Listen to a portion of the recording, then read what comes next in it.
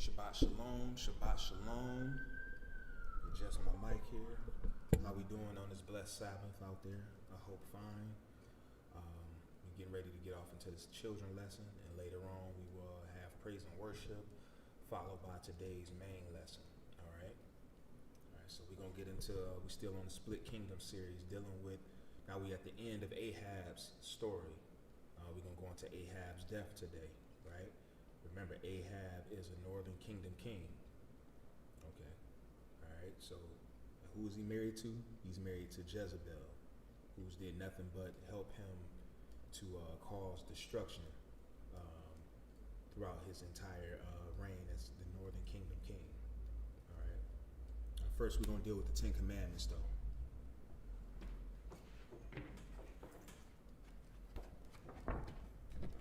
Let's see how my sound is first.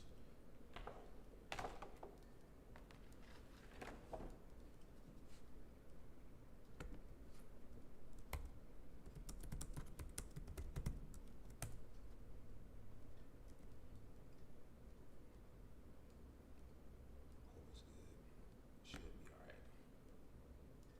Y'all let me know if something is up with my sound right now. I'm about to get off into this lesson. Let me know.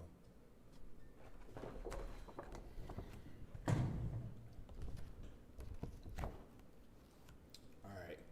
You shall have no other gods before me. You shall have no other gods before me. What is considered another god? Clothes, toys, Okay. What else? yourself, Yourself. How can you know how you can be your own God? How can you yourself be your own God? wearing coolest clothes every day. Not only about wearing the coolest clothes, but when you put more of your time and effort into your dress and into yourself, not just the dress, but into yourself, and that includes everything. Then you put into the Most High. Then you become your God. You become your God. You make yourself a God. You know what I'm saying? And yeah, that's idolatry. You make yourself a God, right? You shall not make for yourself an idol. You shall not make for yourself an idol. All right, name some idols that people make up.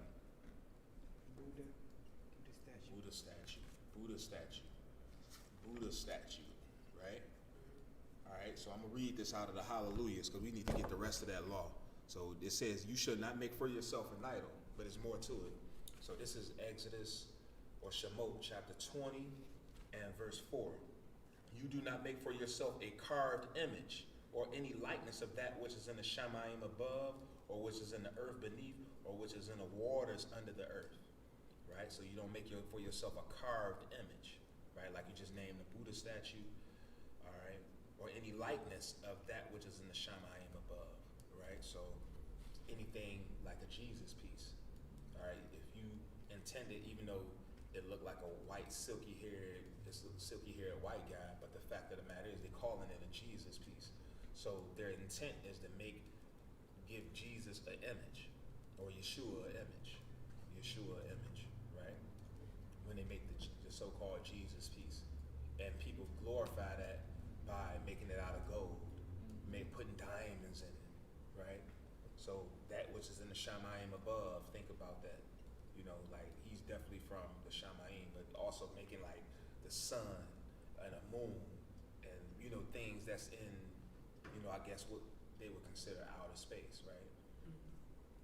Or which is in the earth beneath, people, animals, the like, you know what I mean? Anything that's in the earth, and you carve it with your own hands, and you start to worship it. I'm gonna get into the second part of this too. Or which is in the earth beneath, or which is in the waters under the earth. You maybe like a fish head or something like that.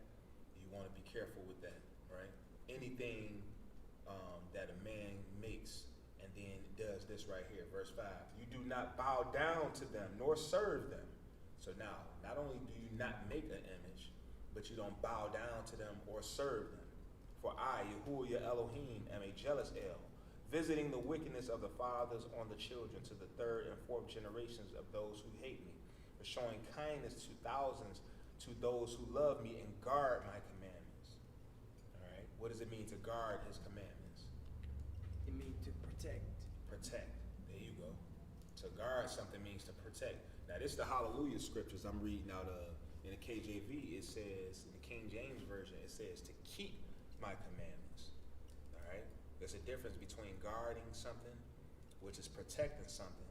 All right? So that means the law, statutes, and commandments Yahuwah gave us, we're to protect those as if we're protecting, our children or something of that nature, something that's real valuable that we really love. We're supposed to love the Most High's laws like that. Right? Go open that door. Yeah. So to protect something. So, yeah, that's what it means to guard versus to keep something. Yeah, you'll keep it, but you might not put it in the safest place. It might not be in the best space. Right? All right, so, yep, shalom, shalom. We in the middle of the children lesson, yo. All right. You all right today, man? Yep, we're just in the middle of this children lesson. All right, so that's the whole of this law. You shall not make for yourself an idol. All right, but it's much more to it. All right, we should not make any carved image or any likeness of that which is in the Shamayim above, or in the earth beneath, or in the waters under the earth. Neither shall we bow down to them. All right. Go to the next one. You should not misuse the name of Yahuwah your Elohim. How can we misuse the Most High's name? Now, before you give me that answer, this is not necessarily the misusage of his name, although we want to refrain from, like, what they got right here is a woman in traffic, and she's, probably saying, something with Yah's name in it. You know what I mean? But this is not what it's talking about. What is it actually talking about? Tell me what it's talking about. What it's talked about is when you told your friend something on the news, it's true, but it's not. Then you swear to the Most High, it's true, but it is not. Mm-hmm. Yeah. So, in other words, so when you, if you're trying to convince, if you're trying to tell your friend something is true, and you know that it's false, but yet you swear in Yah's name that it's true, that is bringing his name to naught. Let me read this. This is Shemot out of the Hallelujah scriptures, chapter 20 and verse 7. You do not bring the name of Yahuwah your Elohim to naught, for Yahuwah does not leave the one unpunished who brings his name to naught. All right? He don't leave you unpunished for bringing his name to naught. And see, when you do that, when you falsify something like that, and you swear in his name that is true, that's bringing his name to naught. Right? I'm going to get Leviticus 19 and verse 12.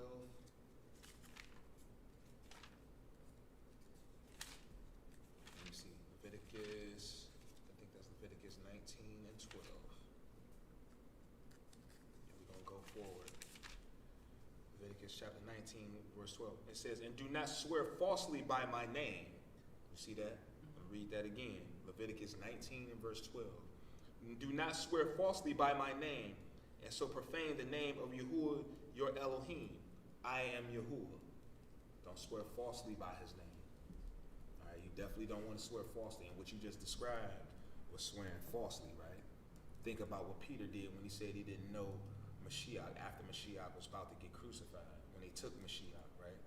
And when they took him, they was saying, Peter, you was with him too. They accused him 3 times. He swore with an oath that he did not know. And see, when you make an oath, you're making it in Yahuwah's name. All right, and when you do that, this is why Yahuwah had to pray for him, because he knew that these things would happen. He would do the worst thing that he could do, which was totally deny his friend. When you make an oath, you're serious. When you swear in the Most High's name, you're really serious. All right? So every time, and Yeshua's, he said that it's best not to do that. Let your yea be yea and let your nay be nay. All right? So you need to watch what you say. You need to, they try not to make an oath at all or swear at all. You know what I mean? Just let your word be true. And if you make a mistake, and if you miscalculate something, or if you make a mistake when you telling somebody something, then okay, that's a mistake. But don't make an oath on something or swear by the Most High's name. Okay. Let's talk about the Sabbath. Remember the Sabbath day by keeping it holy. How can we keep the Sabbath day holy? Pray. We can pray. Read the Bible. We can read our Bibles. Go congregate. We can go congregate. Watch VeggieTales. You can watch VeggieTales. You can watch, anything that pertains to biblical stories. All right. But the most important thing we're supposed to do is what? Rest. Huh? Rest. No, we can rest, but what we supposed to do though? Congregate, right. So this is Leviticus 23 and verse 4. No, I'm sorry. Let me get Leviticus 23 and verse 4.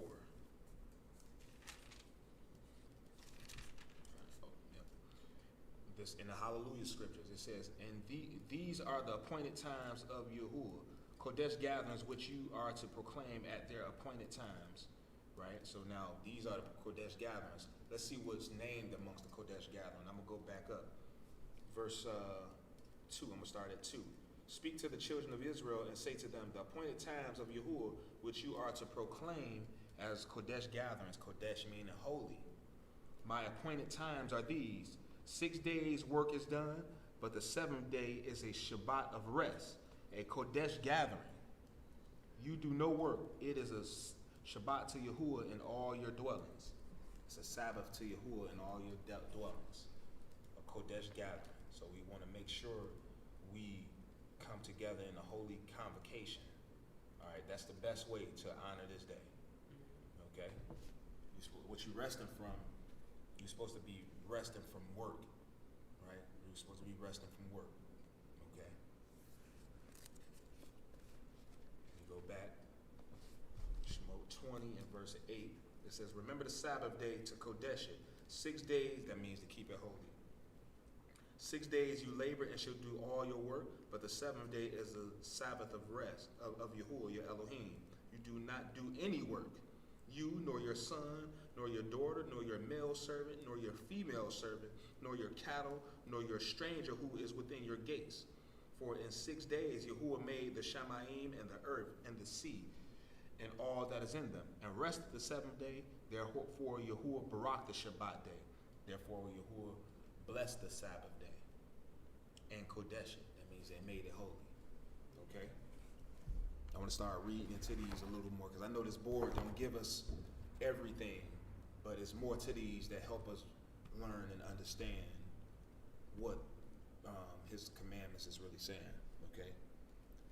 Honor your father and your mother, so that you may live long in the land Yahuwah your Elohim is giving you. Though we are not in the land, does that mean we are not to honor our father and mother? No. Right? So we're supposed to honor our father and mother. Okay? How can we honor them? Give them gifts. You can give them gifts. Listen to their instructions. Listen to the instructions and use them and apply them and use them. I got to throw that in there. Because people can listen, but they're not really taking it in and they're not really applying it. You see that? So the key is to listen and apply. Listen and apply. Apply means to actually do them. Right? Listen and apply.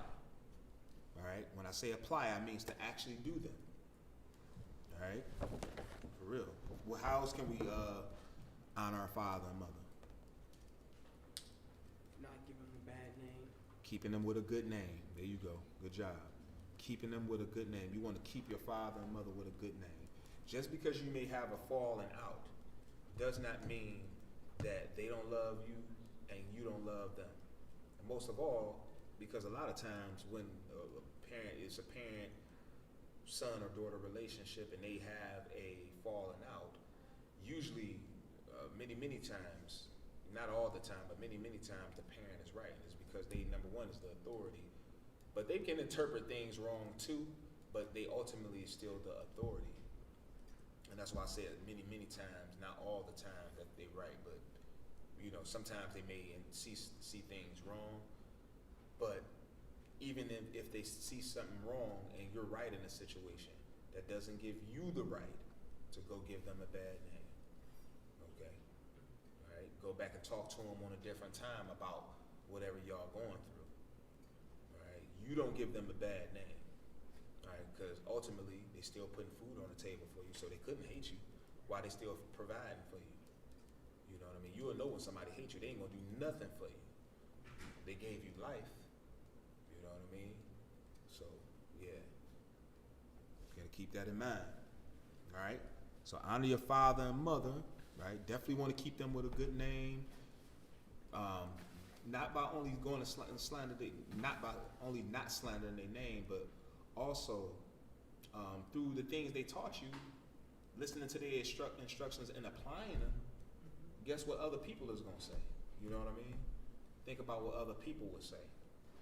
So now the Most High, the way he do, I'm gonna read this in Deuteronomy 4, right? He looked at the children of Israel two ways: as his wife, and he always used terminology like his son, you know, referencing the children of Israel as his children, right?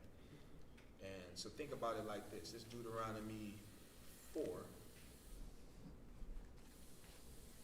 All right, we're talking about keeping our parents with a good name. Yahuwah, Elohim is our father, right? Watch this.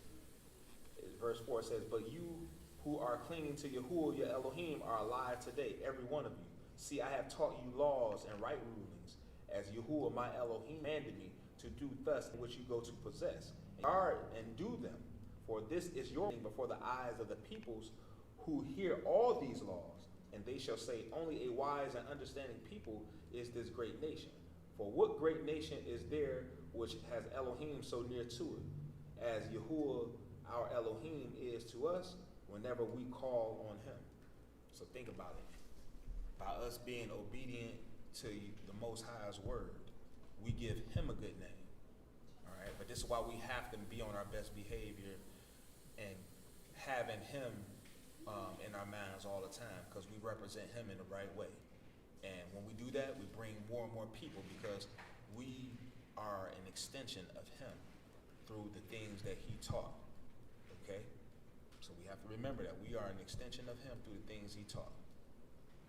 All right? So that's an example of honoring your father and mother by keeping Yah's laws. Okay? You shall not murder. You shall not murder. All right? If you approach me with a weapon to do me bodily harm, and I defend and I pull my weapon out and do some harm to you, is that murder? It's not murder. What is it? Self-defense. Self-defense, right? So what is murder? Murder is that you argue with someone and you think about it and you don't like what he said and you get the weapon and it starts shooting you. That committed murder. Right. So you don't like what somebody said and you go and get your weapon and you go back to do something to him and you go through with it and kill that person. That is murder. Right? But on the flip side, if that person, let's say if that person say something to you, you go and get your weapon, and when you approach him, he do something to you. Is that murder? That's not murder. All right. Self-defense. There's a difference. Somebody dying, yeah, but just because somebody died doesn't mean that it's murder. Okay? You shall not commit adultery. You shall not commit adultery. What is adultery for a woman? Adultery for a woman is when a woman sneaks out of their marriage and sneaks with another man. Mm-hmm. That committed adultery. So a woman goes and be with another man, that's committing adultery. Mm-hmm. Okay. What is adultery for a man then? When a man divorces his old wife for no reason and gets a new one, that committed adultery. Yep. And get a new one, that is committing adultery. That's definitely committing adultery. What is the other way that could be that a man could commit adultery? Shalom, Jaden. How you doing? You all right? sneak out of the house and sleep with another man's wife. Yeah. Because why? Now, why is that?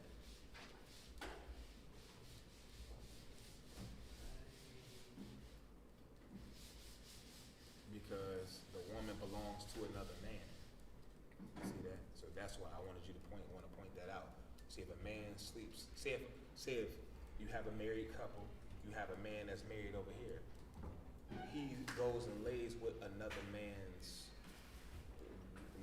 married woman.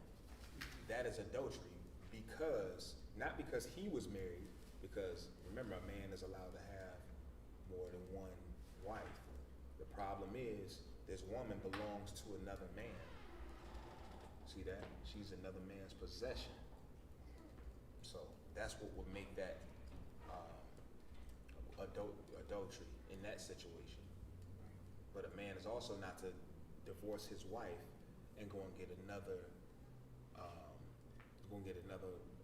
woman. All right.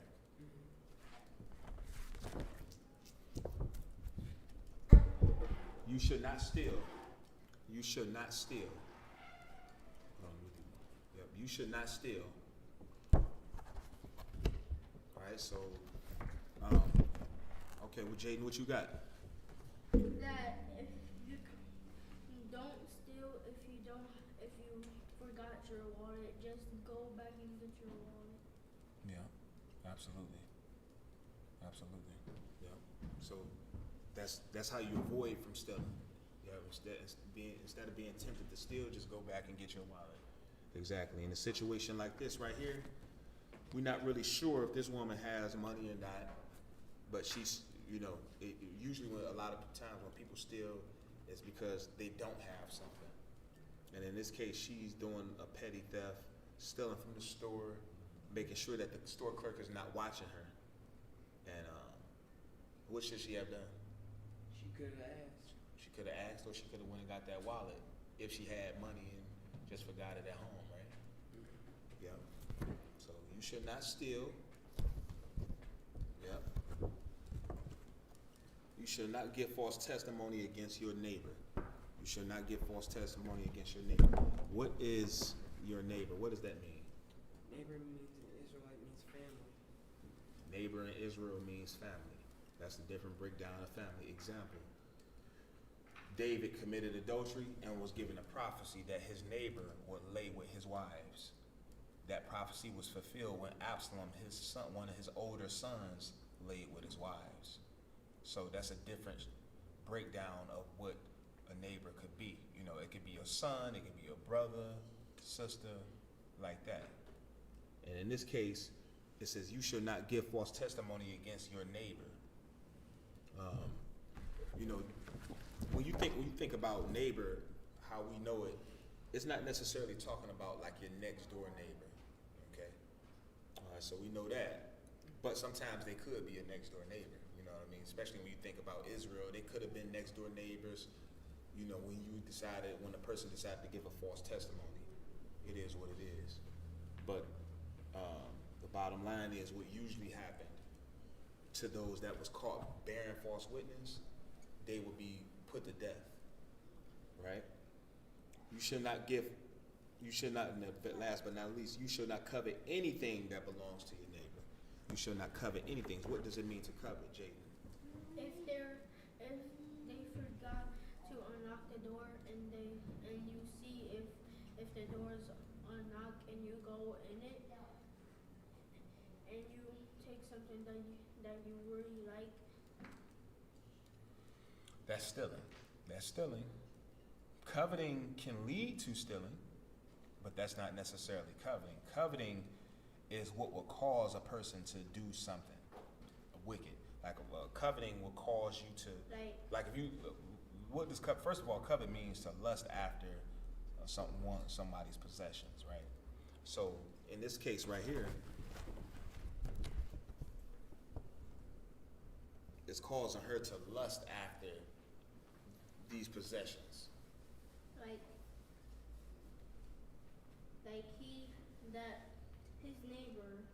Her neighbor has a a bike that she really likes, and it's her favorite color, and she really want it, and she have a bike that she don't like, and she don't like the color, and she goes to and she goes get his bike. Like she really wanted it, that it made her go get the bike.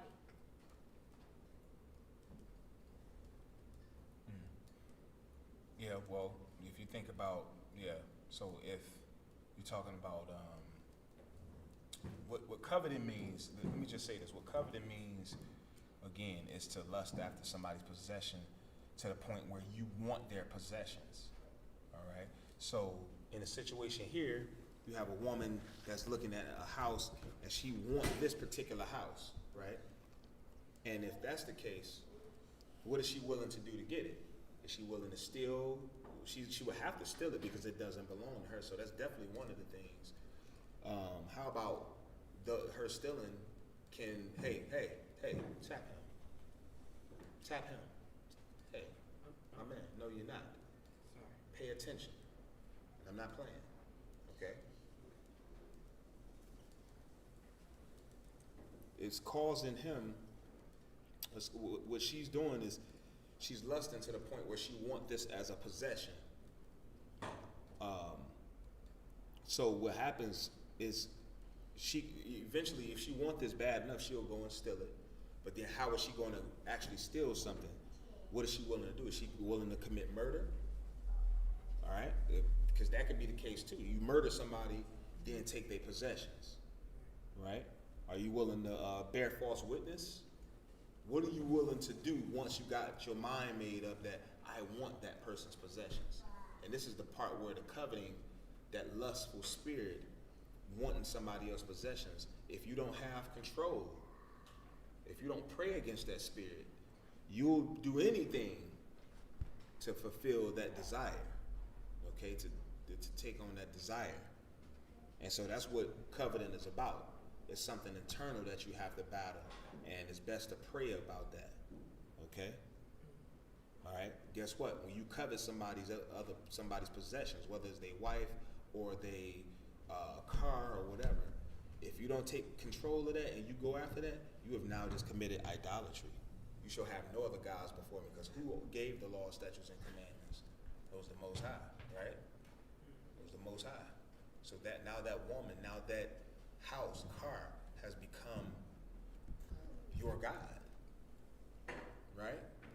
Remember, you know, if you're not careful, you can become, you put more emphasis on that woman or that possession than the Most High. Like you want to serve that, and you want to fulfill your desires. Okay, so that's the 10 Commandments. Now we're gonna go into today's lesson, and then we're gonna wrap it up. Get my Bible.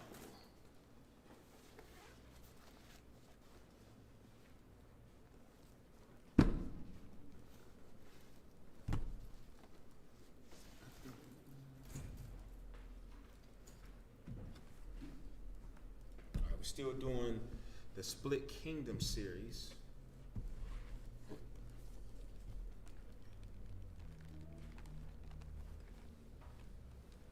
Go to 1 Kings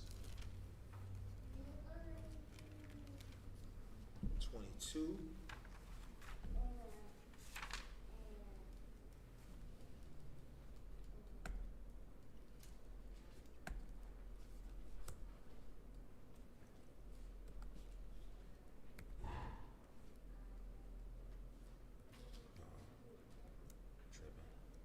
Excuse me, hold on, give me 1 second, y'all.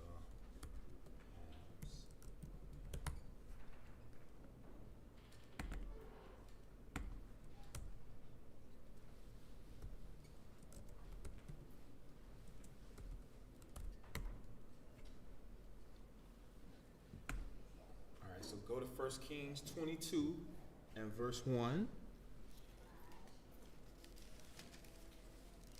All right, y'all remember who Ahab is? Who is Ahab? Who's Ahab? He was He was the northern king. King Ahab is the northern king. Northern Kingdom king. Right. Who is he married to? Jezebel. He's married to Jezebel. You know who Jezebel is, Jaden? It's okay. It's okay. Jezebel was King Ahab. Shalom, shalom. Jezebel was King Ahab's wife. She was the cause of a lot of wickedness. Yeah, Ahab too, but she was kind of leading the empire and over Ahab, even though he's the king, and was causing a lot of wickedness amongst the northern kingdom tribes of Israel. Okay, and she was a very evil woman, causing him to worship other gods and all of that. She was from another nation. She wasn't even an Israelite. Right. All right. So let's talk about Ahab's death now. This is let me go to 1 Kings, 2 Kings.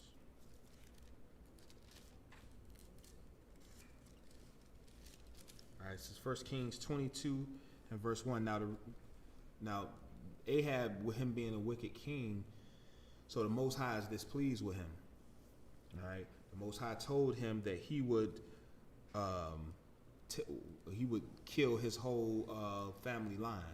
Let me read that first in 1 Kings 21 and verse 25. But there was none like unto Ahab, which did sell himself to work wickedness in the sight of Yahuwah, whom Jezebel his wife stirred up. Y'all see that? So there was none like unto Ahab. Ahab was worse than Solomon with his evil. He was worse than Jeroboam with his evil. King Baasha, all kings that we went through, right? And his wife Jezebel stirred him up. And he did very abominably in following idols according to all things, as did the Amorites, whom Yahuwah cast out before the children of Israel. And it came to pass, when Ahab heard these words, that he rent his clothes and put sackcloth upon his flesh, and fasted, and lay in sackcloth, and went softly. Right? So he got scared because the Most High was speaking words against him. Right? Let me go back.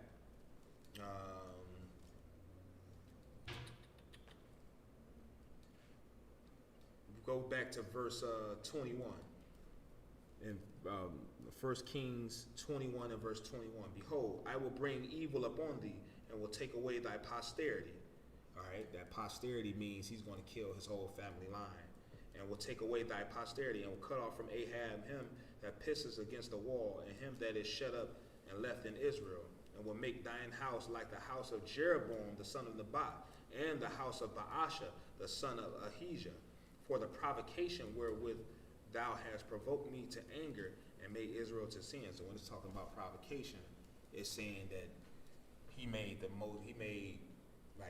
provoked him to wrath. He made the Most High angry to the point where the Most High wants to punish him now, right? So how did he make him angry? Through disobedience. And verse 23, and of Jezebel also spake Yahuwah Elohim, saying, the dog shall eat Jezebel by the wall of Jezreel. Him that dieth of Ahab in the city the dog shall eat, and him that dieth in the field shall the fowls of the air eat. But there was none like unto Ahab. So now it's going back into that. So Ahab, everybody that dies of Ahab, remember he's going to cut off his posterity. He's going to kill all his sons. Okay? So now let's get into the death of Ahab now.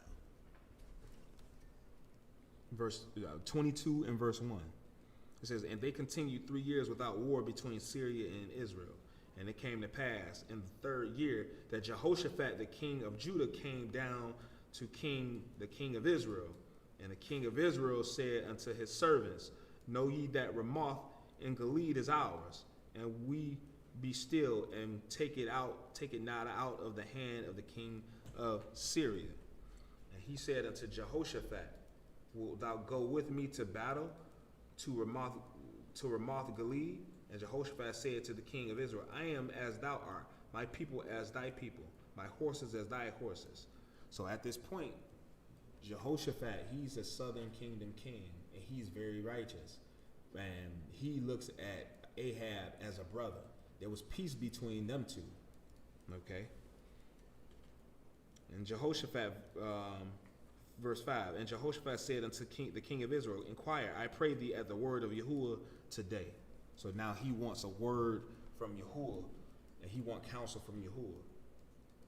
Then the king of Israel gathered the prophets together, about 400 men, and said unto them, shall I go against Ramoth Gilead to the battle, or shall I forbear? And they said, go up, for Yahuwah shall deliver into the hand of the king. And Jehoshaphat said, is there not here a prophet of Yahuwah besides, that we might inquire of him?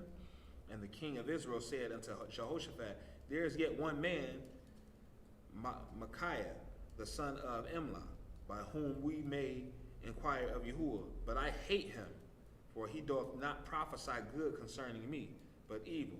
And Jehoshaphat said, let not the king say so. So Micaiah was always prophesying good against unrighteousness against King Ahab. It was never nothing good because he was unrighteous. See, what King Ahab did was he had gotten prophets that would prophesy a lie to him. All right, so the 400 prophets he had were all unrighteous prophets. They was prophets of Baal, which is another god.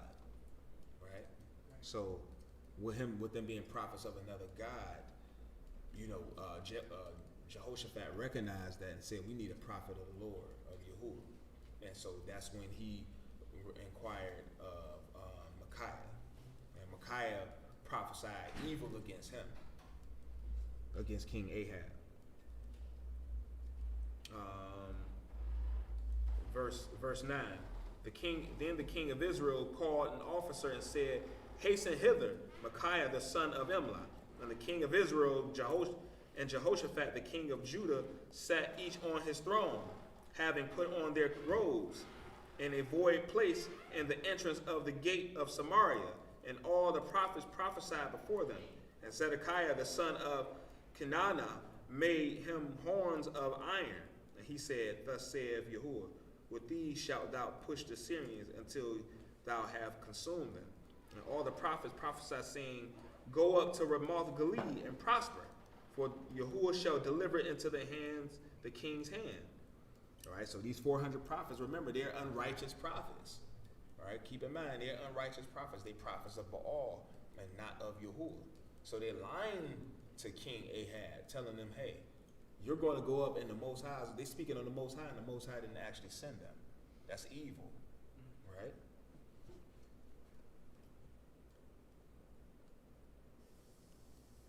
Verse 13. And the messenger that was gone to call Micaiah spake unto him, saying, behold now, the words of the prophet declare good unto the king with one mouth. Let your word, I pray thee, be like the word of one of them, and speak that which is good. And Micaiah said, as Yahuwah lives, what Yahuwah saith unto me, that will I speak. So he wasn't going to just prophesy no good to King Ahab. Whatever Yahuwah puts in me to speak to you, that's what I'm going to speak. And that's what a prophet was for, to bring forth the word as Yahuwah had told him to bring it forth.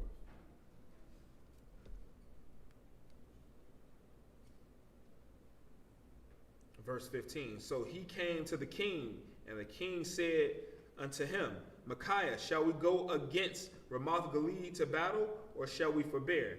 And he answered him, go and prosper, for Yahuwah shall deliver it into the hand of the king. And the king said unto him, how many times shall I adjure thee that thou tell me nothing but that which is true in the name of Yahuwah?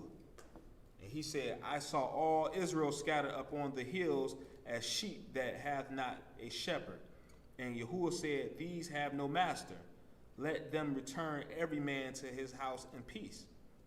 And the king of Israel said unto Jehoshaphat, did I not tell thee that he would prophesy no good concerning me, but evil? So what the prophecy was that that the Most High, that once the king get killed, that pretty much all his congregation wouldn't have no leader, and that Like it said in verse 17, it says, and he said, I saw all Israel scattered upon the hills as sheep that have not a shepherd, because Ahab was their shepherd, right? So talking about all of Israel being without a king, because he was going to get killed, because he was evil, though. That's why Micaiah was prophesying something evil against him. Go back down, and verse 19, and he said, hear thou therefore the word of Yahuwah. I saw Yahuwah sitting on his throne, and all the hosts of heaven standing by him on his right and on his left. And Yahuwah said, who shall persuade Ahab that he may go up and fall at Ramoth Gilead? And one said on this matter, and another said on that matter. And there came forth a spirit and stood before Yahuwah, and said, I will persuade him. And Yahuwah said unto him, wherewith? And he said, I will go forth, and I will be a lying spirit in the mouth of all his prophets. And he said, thou shalt persuade him and prevail also. Go forth and do so. Now therefore, behold, Yahuwah hath put a lying spirit in the mouth of these thy prophets, and Yahuwah hath spoken evil concerning thee. So Micaiah is letting him know that Yahuwah has spoken evil concerning Ahab. But Zedekiah the son of Kenana went near and smote Micaiah on the cheek, and said, which way went the spirit of Yahuwah from me to speak unto thee? And Micaiah said, behold, thou shalt see in that day, when thou shalt go into an inner chamber to hide thyself. And the king of Israel said, take Micaiah and carry him back unto Ammon, the governor of the city, and to Joash the king's son. And say, thus saith the king, put this fellow in the prison, and feed him with bread of affliction and with water of affliction until I come in peace. So he was wanting to keep Micaiah in prison until he came back from the war in peace, right? It's not going to happen, though, all right? Verse 28, and Micaiah said, if thou wilt return at all in peace, Yahuwah hath not spoken by me.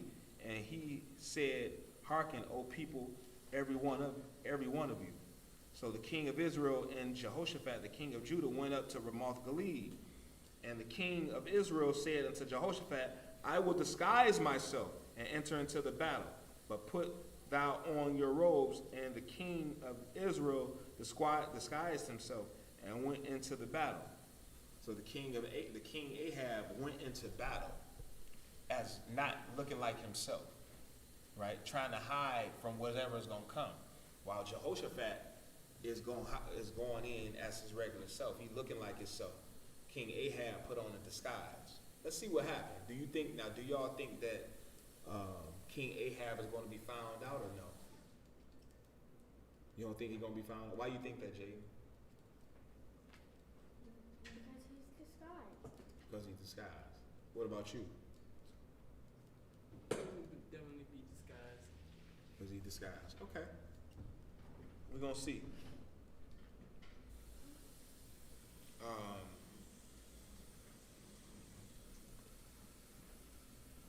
Verse 31. But the king of Syria commanded his 32 captains that had rule over his chariot, saying, fight neither with small nor great, save only with the king of Israel. So he only want to fight the king of Israel. And it came to pass, when the captains of the chariots saw Jehoshaphat, that they said, surely it is the king of Israel, and they turned aside to fight against him. And Jehoshaphat cried out. So they thought that Jehoshaphat was the king of Israel. Now we're talking, Jehoshaphat is a king in Israel, but the king specifically in Judah. Both of these are Israelites. But he's the king in Judah, Jehoshaphat, right? While that which is the southern kingdom, while Ahab is the king in the northern kingdom. All right, so they're getting ready to attack the Syrians. Let's see what happened. Verse 33, and it came to pass, when the captains of the chariots perceived that it was not the king of Israel, that they turned back from pursuing him. And a certain man drew a bow at a venture. So a certain man drew a bow at a venture, meaning in his simplicity, meaning that he don't know, he drawing a bow, but he's not knowing that this particular person that he's aiming at is the king of Israel. Because remember, the king of Israel, Ahab, he's disguised. So watch this.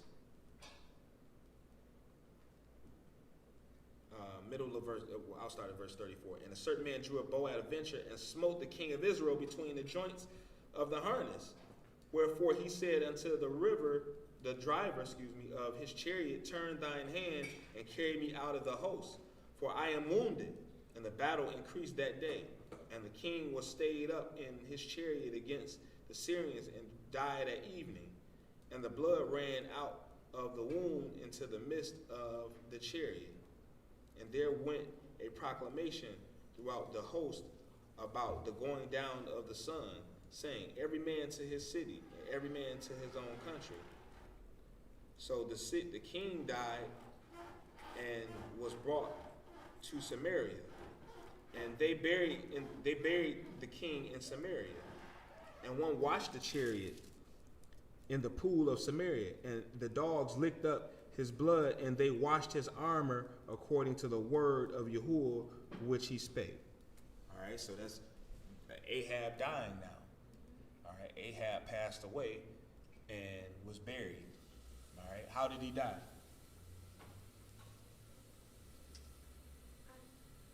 I wasn't listening, but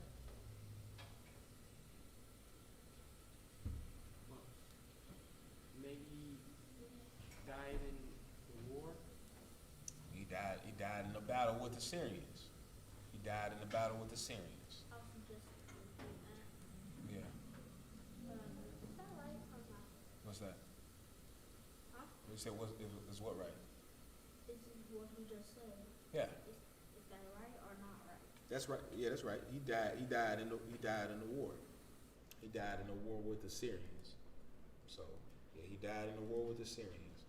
But why did he die though? Why did the Most High allow him to die? Because Because he was a bad person. Yeah, there you go. He was a bad person. He was a sinner. Yep. Yep.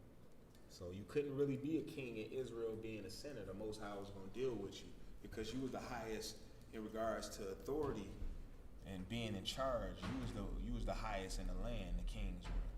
So whenever it was a king in Israel, I mean, they was like had that type of authority that the Most High had given them.